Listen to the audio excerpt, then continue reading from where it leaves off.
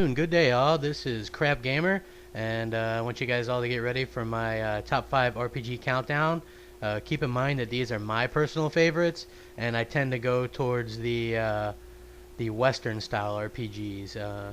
Those are the type that I prefer. And okay, well, strap in. We're gonna get started.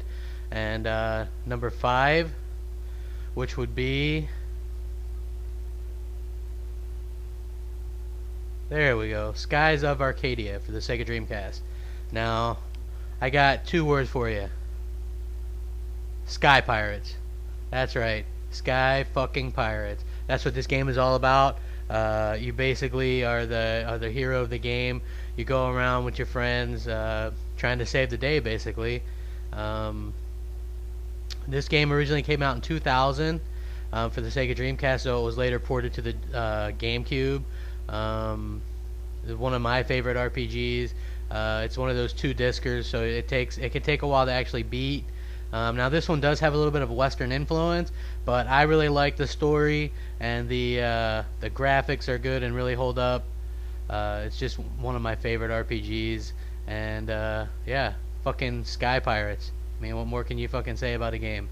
Once a game has Sky Pirates, it's going to be in your top fucking list, and it is for me. I mean, I love this game. It's a lot of fun, and the best part is there's codes, so you can just go in, kick everybody's ass, beat the game. Yeah, it's one of those. So yeah, this one definitely might surprise some people to be on a top list, although it was regarded as one of Sega Dreamcast's top games. I definitely enjoyed it. And number 4, we go Jade Empire, Xbox, 2005, made by BioWare. Same people behind Star Wars, Knights of the Old Republic, Mass Effect, Mass Effect 2, Dragon Age Origins. Basically, this game was built almost exactly off of the KOTOR engine. You got to go around. The only difference between this and the KOTOR is the fighting. It's not the stop and pick your thing. It's like real time fighting, unlike KOTOR, which some people like it, some people didn't. I love this game and wish they'd come out with the sequel. It was one of the first games in high def. I remember playing it back on the original Xbox. Great game, great story, really in depth. If you haven't picked this up, it's probably only about $5-10 now. It's definitely one of the better games. Even holds up today. You can even, early on for a game back, 5 years ago, there's some lesbian action going on, a lot of kick-ass fighting. You could basically fuck shit up. It's like one of those ancient type fighters. It's a lot of fun.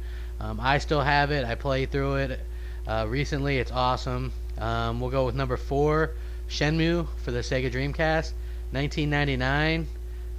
This game was the most expensive game ever made. The story is pretty much one we've all seen before. Ryu or Ryu, however you want to pronounce it.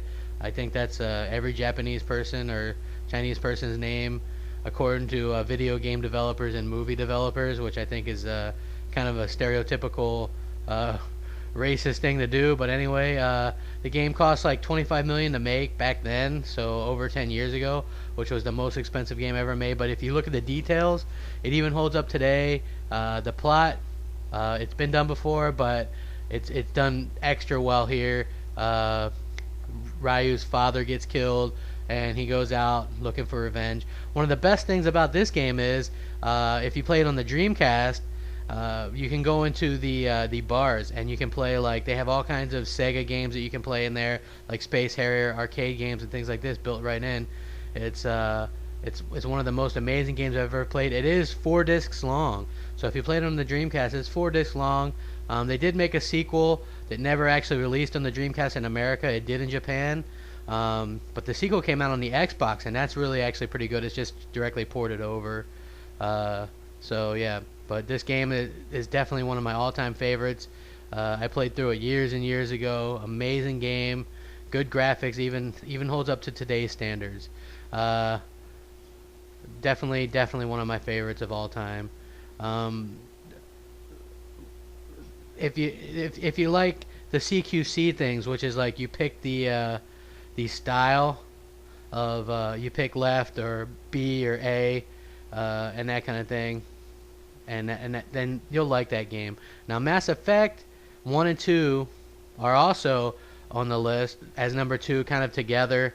One of some of my favorite RPGs. Mass Effect 1 was really good, although there were some things that I didn't particularly like, the Mako and things like that. Well, they took that out of this one.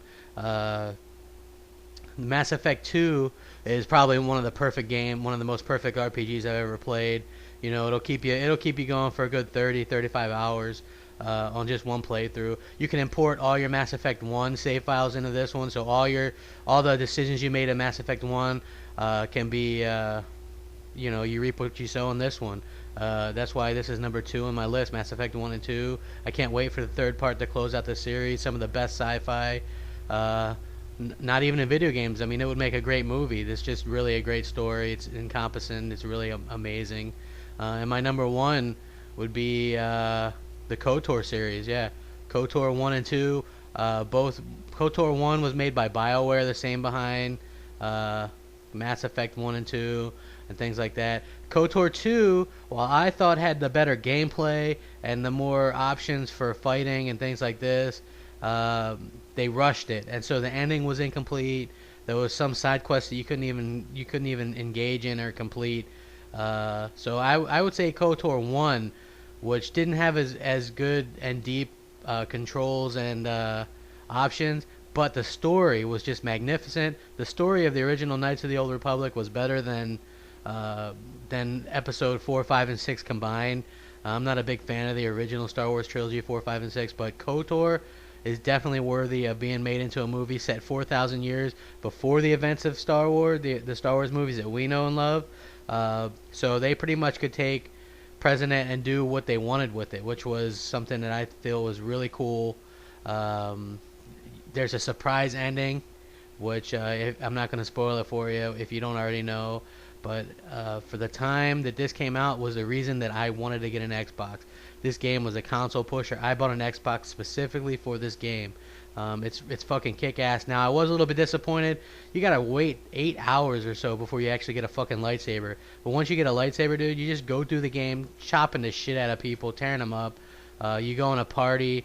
You can either pick light or dark side depending on the things you do. You could be a total dick or you could be cool. It doesn't really matter. You can do what you want. I always did it on the light side. I love the story. I love the graphics. I love the gameplay. But really, the story is where it's at in this game. Would make an awesome movie. And that's why KOTOR series, especially KOTOR 1, is number 1 on my top list of RPGs. So to count down again for you guys, number 5 was Skies of Arcadia.